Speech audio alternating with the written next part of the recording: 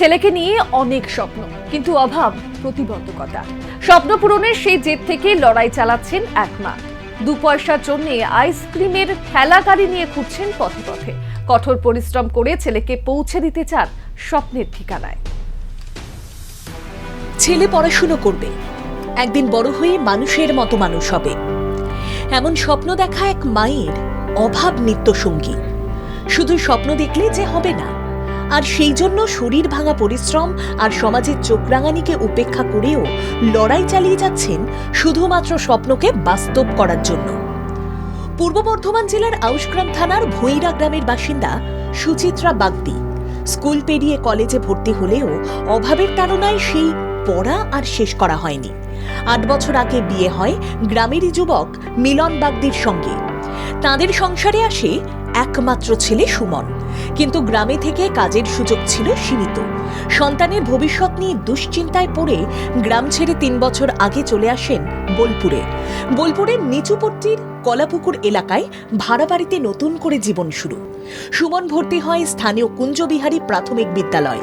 সুচিত্রার ইচ্ছে ছেলে একদিন কবিগুরু রবীন্দ্রনাথ ঠাকুরের প্রতিষ্ঠিত বিশ্বভারতীতে পড়াশুনো করবে, কিন্তু স্বপ্নের পথে বাধা কম নয়। মিলন বাগদির একটি আইসক্রিমের ঠেলা গাড়ি রয়েছে, সেটি ঠেলেই সংসারের খরচ চালাতেন তিনি। একার উপার্জনে বাড়ি ভাড়া, সন্তানের পড়াশুনো আর নিত্য প্রয়োজনীয় খরচ সামলানো ক্রমশ কঠিন হয়ে উঠছিল। সংসারের হাল ধরতে কাজে নামেন সুচিত্রাও। প্রথমে স্থানীয় একটি চশমার দোকানে কাজ নেন, তাতেও অবস্থা বদল না হওয়ায় স্বামীর পথে হাঁটার সিদ্ধান্ত নেন সুচিত্রা। আইসক্রিমের ভারী গাড়ি ঠেলে রাস্তায় রাস্তায় বিক্রি শুরু করেন তিনিও। শোনালেন তার স্বপ্ন ও লড়াইয়ের কথা। এখন মহিলা পুরুষ কোনো কাজের ভাগ নেই। এখন পুরুষরাও যদি করতে পারে, মহিলারাও করতে পারবে। আমি মহিলা পুরুষ বলে কোনো কিছু বিয়ে করি না।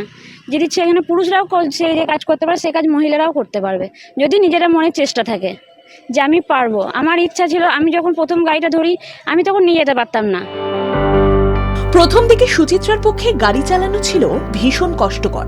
হাত পা ব্যথায় অবশ হয়ে যেত, শরীর ভেঙে পড়ত। অনেকেই তাঁকে বারণ করেছিলেন, এই কাজ তার জন্য নয় বলে মন্তব্য শুনতে হয়েছে, তবুও থামেননি। অভাবের চাপে কর্মঠ হওয়া ছাড়া আর কোনো উপায় নেই দেখে ধীরে ধীরে অভ্যাস হয়েছে। মন শক্ত হয়েছে, শরীরও সইতে শিখেছে। যেদিন স্কুল ছুটি থাকে সেদিন মায়ের পাশেই দাঁড়িয়ে থাকে ছোট্ট সুমন।